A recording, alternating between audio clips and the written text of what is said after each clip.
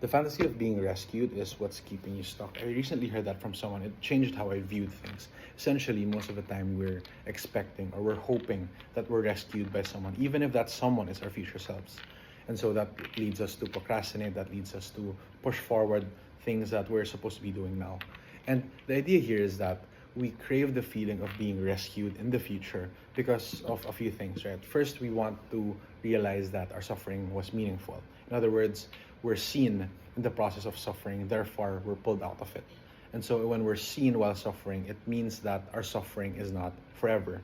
So, in other words, the act of being rescued at some point, even if it's by our future selves, um, allows us to be seen. It allows us to justify the hardship that we went through, and it allows us to have assurance that we're finally outside of it.